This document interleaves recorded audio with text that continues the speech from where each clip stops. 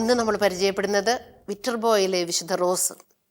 യുവതിയായ ഒരു കൊച്ചു വിശുദ്ധ, ലളിതമായ ജീവിതം. ഈ വിശുദ്ധയുടെ ജീവിതത്തിലേക്ക് പ്രാർത്ഥനാപൂർവം, സ്നേഹപൂർവം നമുക്കേവർക്കും കടന്നു ചെല്ലാം.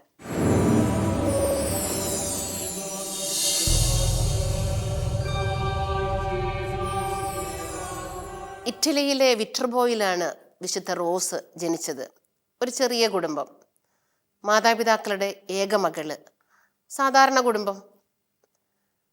വലിയ സമ്പന്നതയിലൊന്നുമല്ല, ബുദ്ധിമുട്ടി ക്ലേശിച്ച് കുടുംബത്തെ വളർത്തുന്ന പാരൻസ്. പക്ഷേ ഈ മോളെ നല്ല ദൈവസ്നേഹത്തിലും ഭക്തിയിലും വിശുദ്ധിയിലുമൊക്കെ വളർത്തുന്നതിൽ ഈ പാരൻസ് ഏറെ ശ്രദ്ധിച്ചു. ഈ കുഞ്ഞിൻ്റെ പ്രത്യേകത പറയുന്നത് 3 വയസ്സ് മുതൽ, അല്ലെങ്കിൽ വളരെ ചെറുപ്പം മുതൽ ഈശോയെ സ്നേഹിക്കാൻ ഒത്തിരി പഠിച്ചു. അലൗകികമായ ഒരു ജീവിതത്തിലുള്ള ആനന്ദമാണ് ആ കൊച്ചില് കുഞ്ഞു പ്രായം മുതലേ ഉള്ളത്. 3 വയസ്സിലൊരു അത്ഭുതം പറയുന്നുണ്ട്. വീട്ടിൽ തൻ്റെ ആൻറ്റിക്ക് പെട്ടെന്നൊരു അസുഖം വന്നു, മരണത്തോളം അടുത്തു, പെട്ടെന്ന് മരണകരമായ അവസ്ഥയിൽ തന്നെ കടന്നു. ആൻറ്റി ഇതാ മരിച്ചു കിടക്കുന്നു. എല്ലാവരും വിഷമിച്ച് ഒച്ച വെച്ച് കരയുകയാണ്. പെട്ടെന്ന് ഈ കുഞ്ഞിന് തോന്നി, കർത്താവിൻ്റെ ശക്തിയാൽ ഞാനൊന്ന് പ്രാർത്ഥിച്ചാലോ, ഈശോയ്ക്ക് മരിച്ചവരെ ഉയർപ്പിക്കാനുള്ള കഴിവുണ്ടല്ലോ. ആരും പറഞ്ഞു കൊടുത്തിട്ടൊന്നുമല്ല, ഉള്ളിൽ ഈശോയുടെ ജ്ഞാനം കുഞ്ഞിൽ നിറഞ്ഞു. കുഞ്ഞ് സ്നേഹത്തോടും ഭക്തിയോടും ഈശോയെ മനസ്സിൽ വിചാരിച്ചുകൊണ്ട് ഈ ആൻറ്റിയുടെ അടുത്ത് വന്ന് നിന്നു. കണ്ണുകൾ അടച്ച് പ്രാർത്ഥിച്ചു. മറ്റാരും ഇതെങ്ങനെ ശ്രദ്ധിച്ചില്ല, അവർക്കാർക്കും അറിയില്ല ഇങ്ങനെ സംഭവിക്കുന്നുണ്ടെന്ന്. ബാക്കിയുള്ളവർ അവർ അസ്വസ്ഥത കാണിക്കുകയാണ്, കരയുകയാണ്, ആൻറ്റിയുടെ വേർപാടിൽ വേദനിക്കുകയാണ്. കുഞ്ഞു പറഞ്ഞു, കരയരുത്, ഈശോ നമുക്കുണ്ട്. ഈശോയുടെ നാമത്തിൽ ഞാൻ പറയുന്നു, ആൻറ്റിക്ക് ജീവൻ ലഭിക്കട്ടെ. സ്വർഗം നൽകിയ ഒരു ജ്ഞാനം, സ്വർഗം നൽകിയ ഒരു പ്രാർത്ഥന. പെട്ടെന്ന് ആൻറ്റി കണ്ണു തുറന്നു, ജീവനിലേക്ക് പ്രവേശിച്ചു. പല ലെജൻഡുകളിലും ഈ സംഭവത്തെക്കുറിച്ച് എഴുതിയിട്ടുണ്ട്. അങ്ങനെ കൂടുതൽ ദൈവസ്നേഹത്തിൽ ദൈവത്തെ അറിഞ്ഞ് കുഞ്ഞ് വളരുകയാണ്. എല്ലാവരും അത്ഭുതപ്പെട്ടു. അപ്പം തന്നെ ആളുകൾക്കെല്ലാം തോന്നി, ഈ കുഞ്ഞില് ദൈവികമായ ഒത്തിരി വരദാനങ്ങൾ ഉണ്ടല്ലോ, ദൈവം എടുത്തുയർത്തുന്ന ഒരു കുഞ്ഞാണല്ലോ ഇത് എന്ന് വിചാരിച്ച് ജനവും അത്ഭുതം കൊണ്ടു, വീട്ടുകാരും അത്ഭുതം കൊണ്ടു. വീട്ടിൽ പ്രാർത്ഥനയിലും സ്നേഹത്തിലും വളരുന്നതോടൊപ്പം തന്നെ കുഞ്ഞിന് മറ്റുള്ളവരോട് അനുകമ്പയാണ്, പാവങ്ങളോട് സ്നേഹമാണ്. പുറത്ത് പറമ്പിലൊക്കെ പോകുമ്പോഴോ, അല്ലെങ്കിൽ പുറമേയൊക്കെ പോകുമ്പോൾ, അല്ലെങ്കിൽ വഴിയിൽ, അല്ലെങ്കിൽ വീട്ടിലേക്ക് തന്നെ വരുന്ന പാവങ്ങളെ കാണുമ്പോൾ അവർക്ക് തൻ്റെ കയ്യിലുള്ളതെല്ലാം കൊടുക്കും. ചിലപ്പം വീട്ടിൽ ഈ കുട്ടിക്കും പാരൻസിനൊക്കെ വേണ്ടി വെച്ചിരിക്കുന്ന ഭക്ഷണം പോലും ആരെങ്കിലും വന്ന് ചോദിച്ചാൽ കൊടുക്കും. ചിലപ്പം പാരൻസ് പറയും, മോളെ കുറച്ച് എടുത്ത് വെച്ചോളൂ, നമുക്ക് വേണ്ടേ, കൊച്ചിന് വിശക്കില്ലേ. അങ്ങനെ ഒരു ദിവസം ഒരു പാവപ്പെട്ട മനുഷ്യൻ വന്ന് ഭക്ഷണം ചോദിച്ചപ്പോൾ തനിക്ക് വെച്ചിരിക്കുന്ന ഭക്ഷണം കൊണ്ട് ഇങ്ങനെ പൊതിഞ്ഞ് കൊണ്ടുപോവാണ്. പെട്ടെന്ന് അപ്പൻ വന്നു, മോളെ എന്താണ് ഈ കൊണ്ടുപോകുന്നത്? അപ്പോൾ കൊച്ചിന് മനസ്സിലായി, ഞാൻ ഉള്ളത് വീട്ടിൽ ഉള്ള അല്പം ഭക്ഷണമാണ് എടുത്ത് കൊണ്ടുപോകുന്നത്. ഇപ്പം എങ്ങനെ അപ്പം കണ്ടാൽ എന്നെ വഴക്ക് പറയും. കുറേ പ്രാവശ്യമായി അപ്പൻ എന്നോട് പറയുന്നു, സൂക്ഷിച്ച് വേണം കൊടുക്കാൻ. കൊടുത്തോളം പറയാറുണ്ട്, പക്ഷെ ഒരു കണ്ണ് വേണം, നമ്മളെപ്പോഴും അങ്ങനെ ഒന്നൊന്ന് ശ്രദ്ധിക്കണം എന്ന് പറയാറുണ്ട്. അപ്പോൾ പെട്ടെന്ന് കൊച്ചിന് പേടിയായി, അപ്പം വഴക്ക് പറയുമോ. അപ്പം എന്താ മോളെ ഇതെന്ന് ചോദിച്ചപ്പോൾ തൻ്റെ പൊതിയിൽ വെച്ചിരുന്നത് പെട്ടെന്ന് തുറന്നപ്പോൾ സുഗന്ധമാണ് അതിൽ നിന്ന് വന്നത്. കുട്ടി ഭക്ഷണമാണ് കൊണ്ടുപോയത്, പക്ഷെ പൂവിൻ്റെ സുഗന്ധം വന്നു, നിറയെ റോസപ്പൂക്കൾ. കണ്ടോ, കൊടുത്തിരിക്കുന്ന ഭക്ഷണം റോസപ്പൂവായിട്ട് മാറി. അപ്പം ഈ വിശുദ്ധ റോസിൽ, ഈ കുഞ്ഞു റോസിൽ പണ്ടേ മുതലേ അത്ഭുതങ്ങളും വിശിഷ്ടമായ ദാനങ്ങളുമെല്ലാം ഉണ്ട്. അതുകൊണ്ട് തന്നെയാണ് ചിത്രം കാണിക്കുമ്പോൾ വിശുദ്ധ റോസിൻ്റെ ചിത്രത്തിൽ തലയിലൊരു റോസപ്പൂവിൻ്റെ ഒരു കിരീടം വെച്ചതുപോലെയാണ്, അല്ലെങ്കിൽ റോസിൻ്റെ ഒക്കെ ഒരു മധ്യസ്ഥയാണ്, ചെടികളുടെ എല്ലാം ഒരു മധ്യസ്ഥയായിട്ട് വിശുദ്ധ റോസിനെ പറയാറുണ്ട്. പൂക്കളുടെ മധ്യസ്ഥ, പൂ വളർത്തുന്നവരുടെ മധ്യസ്ഥയും കൂടിയായിട്ട്. കാരണം ഇതുപോലെയുള്ള അത്ഭുതങ്ങൾ വരുന്നത് കൊണ്ട്. കുഞ്ഞിന് 7 വയസ്സ് പ്രായമുള്ളപ്പോൾ വീട്ടിൽ തന്നെ അപ്പനോട് പറഞ്ഞു, അമ്മയോട് പറഞ്ഞു, ഞാൻ ഏകാന്ത ജീവിതം, എനിക്ക് ഈശോയുടെ അടുത്ത് ഇങ്ങനെ വീട്ടിലിങ്ങനെ മിണ്ടാതിരിക്കാനാണ് ഇഷ്ടം. നമ്മുടെ ആ മുറിയിൽ ഞാൻ മിണ്ടാതിരുന്നോട്ടെ, എനിക്കൊരു കുരിശുരൂപം വെച്ച് തരണം കേട്ടോ, വലുത്, നമ്മുടെ പ്രാർത്ഥനാ മുറിയിൽ ഇച്ചിരി വലുത് എനിക്ക് വെച്ച് തരണം. എനിക്ക് ഈശോയെ കണ്ടിങ്ങനെ പ്രാർത്ഥിക്കണം, മൗനമായിട്ടിരിക്കണം, ഈശോയുടെ സ്നേഹം ഉള്ളിൽ ഇങ്ങനെ അനുഭവിക്കണം. അപ്പോൾ കൊച്ചെപ്പോഴും വീട്ടിൽ സ്വസ്ഥമായിട്ടിങ്ങനെ ഇരുന്ന് പ്രാർത്ഥിക്കും. കളിക്കാൻ മറ്റു കൂട്ടുകാരൊക്കെ വന്നാലും അങ്ങനെ അധികം പുറത്തു പോകില്ല. എപ്പോഴും ഇതാണ് ഇഷ്ടം, ഒരു ഏകാന്ത ജീവിതം. 7 വയസ്സ് മുതലുണ്ടെന്ന് പറയുന്നത്. ആ പ്രായത്തിൽ ഒരിക്കൽ 7 വയസ്സുള്ളപ്പോൾ പെട്ടെന്ന് ഇവൾക്കൊരു അസുഖം വന്നു. അങ്ങനെ അധികം അസുഖമൊന്നും വരാറില്ല. അസുഖം വന്നിട്ട് പെട്ടെന്നൊരു ക്രിട്ടിക്കൽ സ്റ്റേജിലേക്ക് വന്നു, കിടപ്പായി. എല്ലാവരും അടുത്തുകൂടി ഡോക്ടേഴ്സിനെ കൊണ്ട് കാണിച്ചു. അപ്പോൾ പറഞ്ഞു, ഇത് ചിലപ്പോൾ സൗഖ്യപ്പെടാനായിട്ട് ബുദ്ധിമുട്ടാണ്, ജീവൻ കിട്ടുമോ എന്നറിയില്ല. അപ്പം എല്ലാവർക്കും സങ്കടം, എല്ലാവരും കരഞ്ഞുകൊണ്ട് ഇങ്ങനെ നിൽക്കുകയാണ് കുട്ടിയുടെ അടുത്ത്. കുഞ്ഞങ്ങനെ കിടക്കുകയാണ്, ഓർമ്മയില്ല. പെട്ടെന്ന് കണ്ണു തുറന്നിട്ട് ചുറ്റും നിൽക്കുന്നവരോട് കുഞ്ഞുറോസ് പറഞ്ഞു, നിങ്ങളെന്താ ഇങ്ങനെ നിൽക്കണേ? ദേ മാതാവ് വന്നേണു, എല്ലാവരും കുമ്പിട്, എല്ലാവരും പ്രാർത്ഥിക്കുന്നത്, സുഗന്ധം നിങ്ങൾക്ക് അനുഭവപ്പെടുന്നില്ലേ? നിങ്ങളെന്താ നിന്ന് കരയുന്നേ? ആ കുഞ്ഞ് മാതാവിനെ കണ്ടു.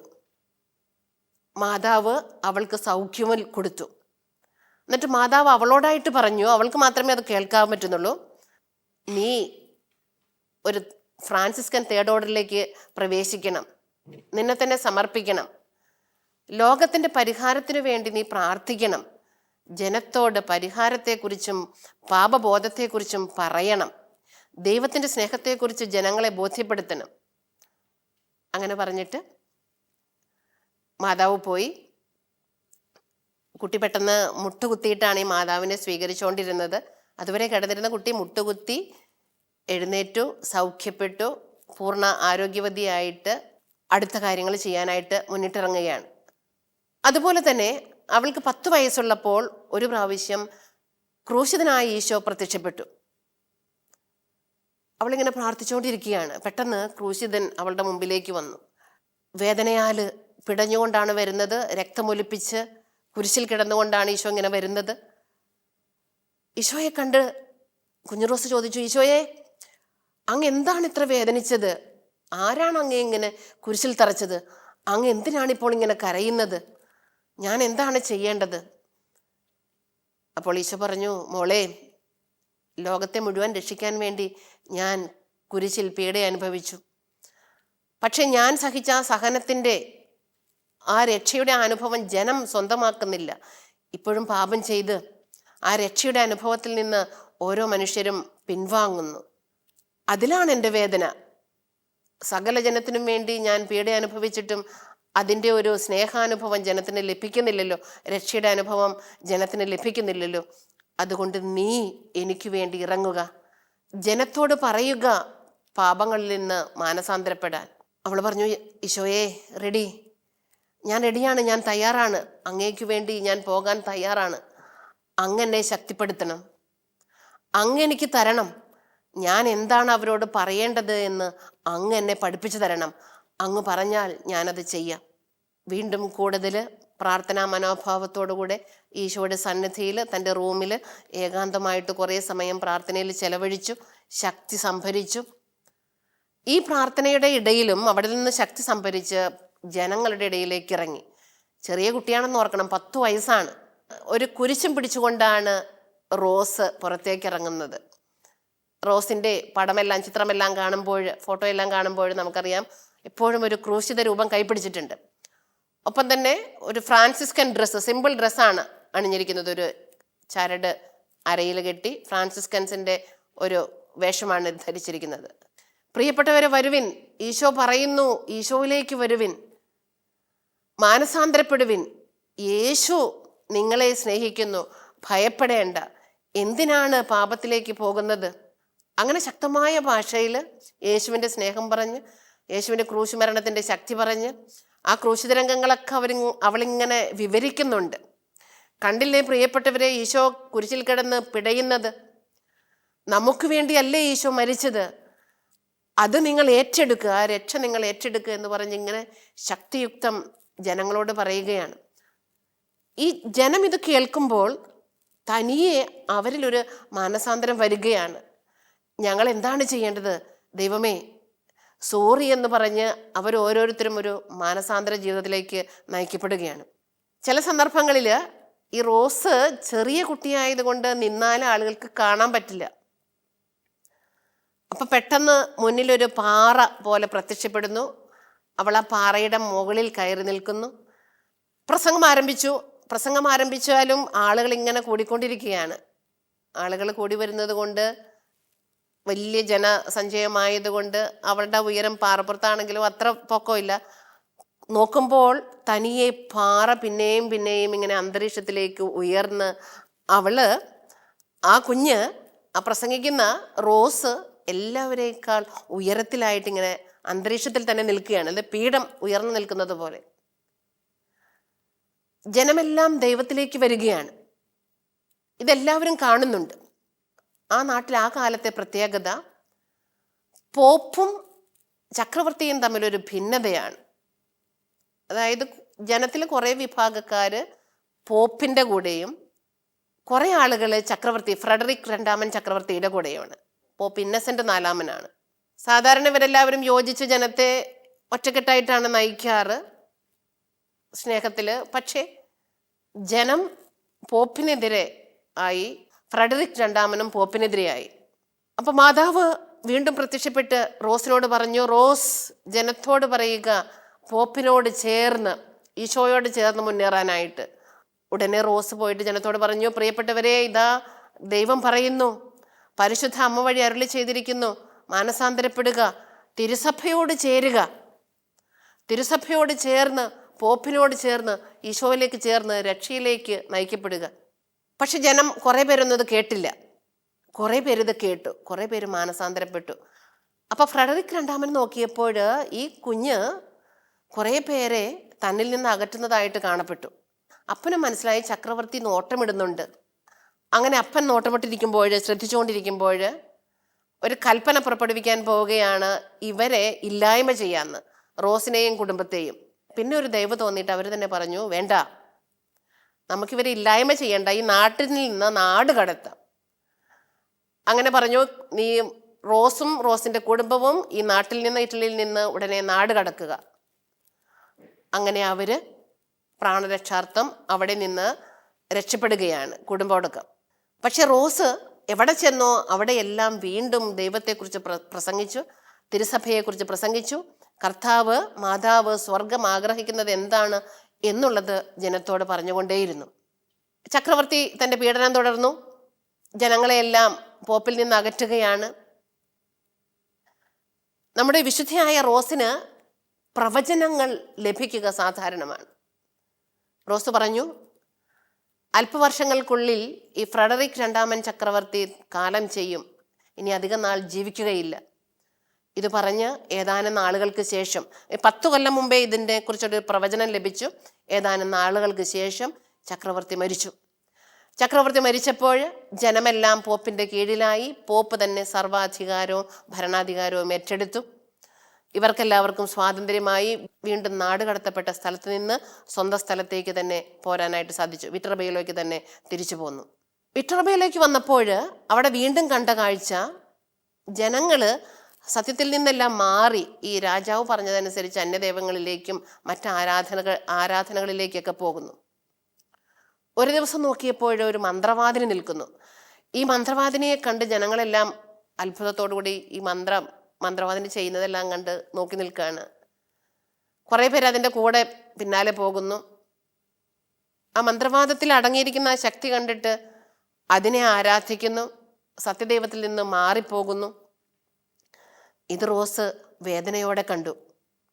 വിശുദ്ധയായ റോസ് അവരോട് പറഞ്ഞു, പ്രിയപ്പെട്ടവരെ, ഇത് ശരിയല്ല, ഇത് ദൈവമല്ല, ഇത് സത്യത്തിനെതിരാണ്, ഇത് സത്യദൈവത്തിനെതിരാണ്, നിങ്ങൾ ഇതിൽ വിശ്വസിക്കരുത്, ഇതിൽ നിന്ന് മാനസാന്തരപ്പെടുവിൻ, മാറുവിൻ, സത്യദൈവത്തിൽ വിശ്വസിക്കുവിൻ എന്നൊക്കെ കുറെ പറഞ്ഞു നോക്കിയിട്ടും ജനങ്ങൾ പലപ്പോഴും ഈ മന്ത്രവാദിനിയുടെ കൂടെ തന്നെ കൂടുന്നതായിട്ട് പല പ്രാവശ്യമായിട്ട് കണ്ടു. അപ്പൊ റോസ് വിചാരിച്ചു, ദൈവമേ, ഞാനിനി എന്ത് ചെയ്യണം? എൻ്റെ വാക്കുകൾ പറഞ്ഞിട്ട് ഇവർ കേൾക്കുന്നില്ലല്ലോ. കർത്താവേ, നീ ഇടപെടണം, ഞാൻ എന്താ ചെയ്യേണ്ടതെന്ന് നീ പറയണം. പെട്ടെന്ന് റോസിന് ഇങ്ങനെ തോന്നി, ശക്തിയുക്തം ഈ മന്ത്രവാദിനിയോട് വെല്ലുവിളിക്കാം. റോസ് പറഞ്ഞു, ഹേയ് മന്ത്രവാദിനി, പ്രിയപ്പെട്ട ജനമേ, ഞാൻ പറയുന്ന യേശുക്രിസ്തുവാണ് സത്യദൈവം എന്നുള്ളതിന് തെളിവ് ഞാൻ കാണിക്കാം. ഇതാ ഇവിടെ കാണുന്ന ഈ തീക്കുണ്ടമുണ്ടല്ലോ, ഇവിടെ ഞാൻ യേശുവിനെ വിളിച്ചുകൊണ്ട് ഇവിടെ നിൽക്കാം. എനിക്കൊന്നും പറ്റുന്നില്ല എങ്കിൽ നിങ്ങൾ യേശുവിൽ വിശ്വസിക്കണം. റോസിന് ഉറപ്പാണ് ഈശോയുടെ അത്ഭുതം പ്രവർത്തിക്കുമെന്ന്. എന്നിട്ട് ചെയ്തത് ഇതാണ്, ഒരു തീയുടെ ഒരു കൂട്ടം ഇങ്ങനെ വെച്ചിട്ട്, ഒരു തീക്കുണ്ടം കൂട്ടിയിട്ട് ആ തീക്കുണ്ടത്തിൻ്റെ നടുവിൽ ഒരു മരക്കഷ്ണം വെച്ചിട്ട്, ആ മരക്കഷ്ണം നമുക്കറിയാം തീക്കുണ്ടത്തിൽ മരക്കഷ്ണം ഇട്ടാൽ എന്തുണ്ടാവും? ആ മരക്കഷ്ണവും കത്തിപ്പോവും. ആ മരത്തിന്മേൽ സ്റ്റാൻഡായിട്ട് അതിന്മേൽ ധൈര്യപൂർവ്വം റോസ് കയറി നിന്നിട്ട് അവിടെ നിന്നിട്ട് യേശുവിനെ കുറിച്ച് പ്രസംഗിക്കാൻ തുടങ്ങി. യേശു രക്ഷകനാണ്, യേശു മാത്രമാണ് ലോകത്തിൻ്റെ രക്ഷകൻ, നിങ്ങളെല്ലാവരും വിശ്വസിക്കണം, ജനം മുഴുവൻ വിശ്വസിക്കണം എന്ന് പറഞ്ഞിട്ട് ശക്തിയുക്തം പറഞ്ഞു. എന്നിട്ട് ഇങ്ങനെ ആ തീയിൽ നിന്നുകൊണ്ട്, ആ മരപ്പലകയിൽ നിന്നുകൊണ്ട് യേശുവിനെ സ്തുതിച്ചു തുടങ്ങി. 3 മണിക്കൂറോളം ശക്തമായിട്ട് പ്രസംഗിച്ചും യേശുവിനെ സ്തുതിച്ചും സ്വർഗത്തെ വാഴ്ത്തിയും അവിടെ നിന്നു. ഒന്നും സംഭവിച്ചില്ല, ഒരു ചൂട് പോലും ഏറ്റില്ല, ഈ പലകയ്ക്കൊന്നും സംഭവിച്ചില്ല. തീ ഇങ്ങനെ ചുറ്റും ഇങ്ങനെ ആളിക്കത്ത്, അവളും തീക്കകത്താണെന്നാ കാണപ്പെടുന്നവർക്ക്, പക്ഷേ തീ അവളെ സ്പർശിച്ചില്ല. 3 മണിക്കൂർ കഴിഞ്ഞപ്പോൾ ഈ മന്ത്രവാദിനി മുട്ടുകുത്തി, ക്ഷമിക്കണം, ഞാൻ ഈ ജനത്തെ വഴിതെറ്റിച്ചതാണ്, നിങ്ങൾ പറയുന്ന ഈ യേശുക്രിസ്തുവാണ് സത്യദൈവമെന്ന് പറഞ്ഞുകൊണ്ട് ഈ മന്ത്രവാദിനിയും മറ്റുള്ളവരും യേശുവിലേക്ക് നടന്നെടുത്തു, യേശുവിനെ വിശ്വസിച്ചു. അങ്ങനെ ജനത്തെ മുഴുവൻ വിശ്വാസപരമായും അത്ഭുതപരവുമായും നേടിക്കൊണ്ട് ഇവൾ മുന്നോട്ട് പോവുകയാണ്. അവൾക്കൊരാഗ്രഹം, ഏകാന്ത ജീവിതത്തെ ഇഷ്ടപ്പെടുന്ന എനിക്ക് ഒരു സന്യാസിനിയാകണം. അതുകൊണ്ട് സന്യാസിനിയാകാൻ വേണ്ടി അടുത്തുള്ള കോൺവെന്റിൽ പോയി പുവർ ക്ലേഴ്സിൽ പോയിട്ട് ചോദിച്ചു, പ്രിയപ്പെട്ട സിസ്റ്റേഴ്സ്, എനിക്ക് ഈശോയെ പ്രതി, ഈശോയോടുള്ള സ്നേഹത്തെ പ്രതി, ഈശോയ്ക്ക് വേണ്ടിയിട്ട് സമർപ്പണ ജീവിതം നയിക്കാനായിട്ട് ആഗ്രഹമാണ്. അവിടെ ചെന്നപ്പോൾ റിജക്റ്റ് ചെയ്തവര്. കാരണം എന്താണെന്ന് വെച്ചാൽ, അന്നൊരു സന്യാസിനിക്ക് ഒരു സഭയിലേക്ക് പ്രവേശിക്കണമെങ്കിൽ അവർക്ക് അല്പം സ്വത്തുണ്ടായിരിക്കണം, ഇന്ന കണ്ടീഷൻസ് ഒക്കെ ഉണ്ട്. അതില്ലാത്തത് കൊണ്ടും മറ്റു കാരണങ്ങളാലും അവിടെ നിന്ന് റിജക്റ്റ് ചെയ്യപ്പെട്ടു. നമുക്കറിയാം, ദൈവം സ്നേഹിക്കുന്നവരെ എവിടെയെല്ലാം റിജക്റ്റ് ചെയ്യപ്പെട്ടാലും ദൈവത്തിന് അവരെ കുറിച്ച് വലിയ പദ്ധതിയുണ്ടെന്ന്. ഒരുപക്ഷെ അങ്ങനെയുള്ള റിജക്ഷനിൽ കൂടെ കടന്നു പോകാനും ദൈവം അനുവദിക്കും. അപ്പോൾ ഇവൾക്ക് അവിടെ അഡ്മിഷൻ ലഭിച്ചില്ല. അപ്പോൾ അവൾ പറഞ്ഞു, സാരമില്ല, ഈ വേദനയിൽ കൂടെ കടന്നു പോകാനും ഞാൻ തയ്യാറാണ്, എൻ്റെ ഇഷ്ടം ഇവിടെ സാധിക്കുന്നില്ല, സാരമില്ല. പക്ഷേ പ്രിയപ്പെട്ട സിസ്റ്റേഴ്സ്, ഇപ്പോൾ ഞാൻ ചോദിച്ചു നിങ്ങളുടെ അടുത്തേക്ക് വരട്ടെ എന്ന്, എന്നാൽ പിന്നീടൊരിക്കൽ ഞാൻ ചോദിക്കാതെ തന്നെ നിങ്ങളുടെ അടുത്തേക്ക് വരും, ഞാൻ ചോദിക്കാതെ തന്നെ എന്നെ നിങ്ങൾ സ്വീകരിക്കും. അങ്ങനെ ഒരു പ്രവചനം പോലെ അവരോട് പറഞ്ഞിട്ട് റോസ് അവിടെ നിന്ന് മാറി. എന്നിട്ട് വീണ്ടും ആ രൂപതയിലെയും അവരുടെ ഇടവകയിലൊക്കെ അച്ഛനെ കണ്ടിട്ട്, ഏതെങ്കിലും ഒരു സന്യാസ സഭ ഇതുപോലെ ആഗ്രഹമുള്ളവർക്ക് വേണ്ടിയിട്ട് തന്നെ, ഏകാന്ത ജീവിതം നയിക്കുന്നവർക്ക് വേണ്ടിയിട്ട് ഏതെങ്കിലും ഒരു പുതിയ സന്യാസ സഭയ്ക്ക് ആരംഭം കുറിക്കാമോ എന്നുള്ളൊരു ആശയം പോലും അവിടെ ചോദിച്ചു. അപ്പോഴും അതിനുള്ള ഒരു സാധ്യതയൊന്നും കാണുന്നില്ല. അപ്പോൾ പിന്നെ വിചാരിച്ചു, വേണ്ട, ഞാൻ എൻ്റെ വീട്ടിൽ എൻ്റെ പാരൻസിൻ്റെ കൂടെ ഏകാന്തമായ ഒരു മുറിയിൽ തുടർന്നും പ്രാർത്ഥനയിൽ ചെലവഴിച്ച് ജീവിതകാലം മുഴുവൻ ഈശോയ്ക്ക് വേണ്ടി സമർപ്പിക്കാമെന്ന് തീരുമാനിച്ച് അങ്ങനെ വീട്ടിൽ വീണ്ടും ഏകാന്തമായിട്ട് പ്രാർത്ഥനയിൽ ചെലവഴിച്ചു. അപ്പോൾ എന്തെങ്കിലും പണിയുണ്ടെങ്കിൽ പുറത്ത് പോയി ചെയ്യും, ആളുകളെയൊക്കെ സഹായിക്കും, അങ്ങനെയുള്ള കാര്യങ്ങളെല്ലാം ചെയ്യും. സ്നേഹം, സേവനം എല്ലാം തൻ്റെ ജീവിതത്തിൻ്റെ ഒരു ഭാഗമായിട്ട് മാറിയിട്ടുണ്ട്. തോട്ടപ്പണികളെല്ലാം ചെയ്യും. ഒരിക്കലും അങ്ങനെ പുറത്ത് പണിയെടുത്തുകൊണ്ടിരിക്കുമ്പോൾ പെട്ടെന്ന് തലചുറ്റി വീഴുകയാണ്. ഒരു അറ്റാക്ക് പോലെയോ എന്താണെന്നറിയില്ല, പെട്ടെന്ന് വീണുപോയി. അപ്പം ചില ചരിത്രങ്ങളിൽ പറയുന്നത് അവൾക്കൊരു ക്ഷയരോഗമുള്ളിൽ ഉണ്ടായിരുന്നു, അതുകൊണ്ടാണ് വീണുപോയെന്നൊക്കെയാണ് പറയുന്നത്. എന്നാൽ പിന്നീട് മരണശേഷം പിന്നീട് ബോഡിയൊക്കെ ടെസ്റ്റ് ചെയ്തപ്പോൾ പറഞ്ഞത് അവളുടെ ഉദരത്തിൽ എന്തോ അസ്വസ്ഥതകളും അസുഖങ്ങളും ഉണ്ടായിരുന്നു, അത് അറിയപ്പെട്ടിരുന്നില്ല, അതുകൊണ്ടാണ് മരിച്ചതെന്നൊക്കെ പിന്നീട് പറയുന്നുണ്ട്. അപ്പോൾ ഇവള് പെട്ടെന്ന് മരിച്ചു. അന്ന് 1251-52 കാലഘട്ടമാണ്. പല ലെജൻഡുകളിൽ പല കൊല്ലം 51 എന്നും 52 എന്നും പറയുന്നുണ്ട്. മാർച്ച് 6 അവൾ തൻ്റെ ആത്മാവിനെ ദൈവസന്നിധിയിലേക്ക് സമർപ്പിച്ചു. മാർച്ച് 6 തീയതിയാണ് മരിച്ചത്. അവിടെ അടുത്തുള്ള ദേവാലയത്തിൽ സംസ്കരിച്ചു. എന്നാൽ 2 വർഷം കഴിഞ്ഞപ്പോൾ അന്നത്തെ മാർപ്പാപ്പയായ പോപ്പ് അലക്സാണ്ടറിന് 3 പ്രാവശ്യം റോസ് പ്രത്യക്ഷപ്പെട്ടു. റോസ് പറഞ്ഞു, പ്രിയപ്പെട്ട പിതാവേ, എൻ്റെ ശരീരം ഇവിടെ നിന്നെടുത്ത് ആ ഫ്രാൻസിസ്കൻ പുവർ ക്ലെയേഴ്സിൻ്റെ ആശ്രമത്തിൽ സ്ഥാപിക്കുവാനായിട്ട് ഈശോ പറയുന്നു. അങ്ങനെ ഒരു അരുളപ്പാട് പോപ്പിന് ലഭിച്ചപ്പോൾ പോപ്പ് ഇവളുടെ ശവകുടീരം തുറന്നു നോക്കിയപ്പോൾ കണ്ടത് ശരീരം അഴിഞ്ഞിട്ടില്ല, സുഗന്ധം അതിൽ നിന്ന് വർഷിക്കപ്പെടുന്നു. ഉടനെ എല്ലാവരെയും വിളിച്ച് എല്ലാവരും കൂടി സ്നേഹ ബഹുമാനത്തോടുകൂടെ ഈ പറഞ്ഞ പ്രകാരം പുവർ ക്ലെയേഴ്സിൻ്റെ ആശ്രമത്തിൽ കൊണ്ടുപോയിട്ട് വീണ്ടും സംസ്കരിച്ചു. അതാണ് അന്നത്തെ ആ പ്രവചനം പറഞ്ഞത്. അന്ന് റിജക്റ്റ് ചെയ്യപ്പെട്ടെടുത്ത് മരിച്ചതിന് ശേഷം ആ ബോഡി അവിടെയാണ് പിന്നെ കീപ്പ് ചെയ്യപ്പെട്ടത്. ഒരു സെപ്റ്റംബർ 4 ഈ ശരീരം ഇവിടെ നിന്ന് എടുത്ത് മാറ്റിയത്. അതുകൊണ്ടാണ് സെപ്റ്റംബർ 4 വിശുദ്ധ റോസിൻ്റെ തിരുനാളായിട്ട് ആഘോഷിക്കപ്പെടുന്നത്. അതിനുശേഷം 1457 പോപ്പ് കലിസ്റ്റസ് III വിശുദ്ധയായിട്ട് പ്രഖ്യാപിച്ചത് റോസിനെ. തിരുനാളുകളെല്ലാം വളരെ ആഘോഷമായിട്ട് കൊണ്ടാടപ്പെടുന്നു. അവിടെ തിരുനാളിൻ്റെ പ്രത്യേകത, ഈ തിരുനാൾ ദിവസങ്ങളിൽ 100 പേരടങ്ങുന്ന ഒരു ടീം റോസിൻ്റെ വലിയൊരു സ്റ്റാച്യു വഹിക്കുമെന്നാണ്. ആ സ്റ്റാച്യു അലങ്കരിക്കുന്ന വിധം പറഞ്ഞിരിക്കുന്നത് 3000-ഓളം ലൈറ്റുകളുടെ അകമ്പടിയോടുകൂടെ 10-24 അടി ഉയരത്തിലുള്ള ഒരു സ്റ്റാൻഡിലാണ് അത് ക്രമീകരിച്ചിരിക്കുന്നത്. വളരെ ആഘോഷമായിട്ടാണ് അത് നാട് നീളെ കൊണ്ട് നടന്ന് നാട് ചുറ്റും. ഈ റോസ് എവിടെയെല്ലാം പോയിട്ട് അത്ഭുതങ്ങൾ പ്രവർത്തിച്ചോ, റോസിലൂടെ എവിടെയെല്ലാം ആളുകൾ മാനസാന്തരപ്പെട്ടോ, ആ നാടുകളിലൂടെ എല്ലാം ഈ വിശുദ്ധ റോസിൻ്റെ സ്റ്റാച്യു വഹിച്ചുകൊണ്ടുള്ള പ്രദക്ഷിണം അങ്ങനെ നീങ്ങും. ഒത്തിരിയേറെ അത്ഭുതങ്ങളും മാനസാന്തരങ്ങളും സൗഖ്യങ്ങളും എല്ലാം ആ ദിവസങ്ങളിൽ ലഭിക്കും. കുറച്ച് വർഷങ്ങൾ കഴിഞ്ഞപ്പോൾ അത് നിന്നുപോയി. ഇത്രയും ആഘോഷമായിട്ടുള്ള ഈ പരിപാടി നടന്ന് പതുക്കെ അത് ഗ്രാജ്വലി ആയിട്ട് അങ്ങനെ ആഘോഷങ്ങൾ പതുക്കെ കുറഞ്ഞു പോയി.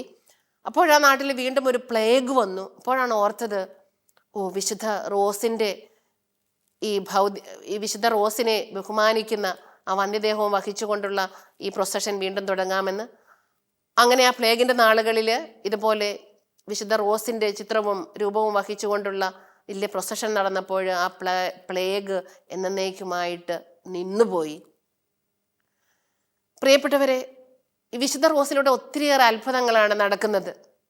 വിശുദ്ധ റോസ് ഒത്തിരിയേറെ കാര്യങ്ങളുടെ മധ്യസ്ഥയാണ്. യുവതികളുടെ മധ്യസ്ഥയാണ്, ഫ്രാൻസിസ്കൻ യൂത്തിൻ്റെ മധ്യസ്ഥയാണ്. നേരത്തെ പറഞ്ഞതുപോലെ ഫ്ലവേഴ്സിൻ്റെ ഒക്കെ ഫ്ലവേഴ്സിൻ്റെ ഉദ്യോഗങ്ങൾ ചെയ്യുന്നവരുടെ, ബിസിനസ്സൊക്കെ ചെയ്യുന്നവരുടെ അല്ലെങ്കിൽ അത് വളർത്തുന്നവരുടെ മധ്യസ്ഥയാണ്. മാത്രമല്ല നാട് കടത്തപ്പെടുന്നവരുടെ മധ്യസ്ഥയാണ്, ആരോരും ഇല്ലാത്തവരുടെ മധ്യസ്ഥയാണ്, ഉപേക്ഷിക്കപ്പെടുന്നവരുടെ മധ്യസ്ഥയാണ്, ജീവിതത്തിൽ ത്യാഗങ്ങളും ദുഃഖങ്ങളും സഹിച്ചവരുടെയൊക്കെ മധ്യസ്ഥയാണ്. എന്താണ് വിശുദ്ധ റോസിൻ്റെ ജീവിതം നമ്മെ പഠിപ്പിക്കുന്നത്? ഈ താൽക്കാലികമായിട്ടുള്ള ജീവിതത്തിൽ അനുഭവപ്പെടുന്ന കൊച്ചു കൊച്ചു വിഷമങ്ങളും ത്യാഗങ്ങളും ഒന്നും കാര്യമാക്കേണ്ടതില്ല. ഈ ലോകത്തിലെ സമ്പത്തിനല്ല പ്രാധാന്യം, ഈ ലോകത്തിലെ ജ്ഞാനത്തിനല്ല പ്രാധാന്യം. ദൈവം എന്താഗ്രഹിക്കുന്നുവോ അതിനാണ് പ്രാധാന്യമെന്നാണ് ഈ വിശുദ്ധയുടെ ജീവിതം നമ്മോട് പറയുന്നത്. ജീവിതത്തിൽ എന്ത് ദുഃഖങ്ങൾ ലഭിച്ചാലും അതിനൊന്നും പരിഭവം ഉണ്ടായിരുന്നില്ല റോസിന്. ഒന്നിനെക്കുറിച്ചും വ്യാകുലപ്പെട്ടിട്ടില്ല, ഒന്നിനെക്കുറിച്ചും ടെൻഷൻ ഉണ്ടായിട്ടില്ല. എങ്ങനെ മുന്നോട്ട് പോകുമെന്നറിഞ്ഞില്ല, ആര് വഴി നടത്തുമെന്നറിഞ്ഞില്ല. ദൈവത്തിൻ്റെ പ്ലാനിനനുസരിച്ച് തന്നെ നയിക്കുമെന്ന് വിശ്വസിച്ചു. ആരെതിർത്താലും ആര് സ്വീകരിച്ചില്ലെങ്കിലും ദൈവത്തിനൊരു വഴിയുണ്ടെന്ന് വിശ്വസിച്ചു. പ്രിയപ്പെട്ടവരെ, വിശുദ്ധ റോസ് കുഞ്ഞു റോസാണല്ലേ, 19 വയസ്സിൽ മരിച്ചു. ചെറുപ്പത്തിലെ തുടങ്ങി യേശുവിനെ സ്നേഹിച്ചു, യേശുവിനെ പ്രതി സഹോദരങ്ങളെ സ്നേഹിച്ചു. പ്രിയപ്പെട്ടവരെ, ഈ വിശുദ്ധ നൽകുന്ന മാതൃകയിലൂടെ നമുക്കും ദൈവത്തെ സ്നേഹിക്കാം, സ്വർഗത്തെ സ്നേഹിക്കാം, അതുവഴി ദൈവം സ്നേഹിക്കുന്ന പ്രിയപ്പെട്ട മനുഷ്യരെയും സ്നേഹിക്കാം. ദൈവം എന്താണോ, യേശു എന്താണോ നമുക്ക് നൽകുന്നത് അത് നമ്മുടെ ജീവിതത്തിലൂടെ നമുക്ക് പ്രാവർത്തികമാക്കാം. നമ്മുടെ എല്ലാ നിയോഗങ്ങളിലും വിശുദ്ധ റോസിൻ്റെ, വിറ്റർബോയിലെ വിശുദ്ധ റോസിൻ്റെ പ്രത്യേക മധ്യസ്ഥം എല്ലാവർക്കും ഉണ്ടാകട്ടെ എന്ന് ആശംസിക്കുന്നു. നന്ദി.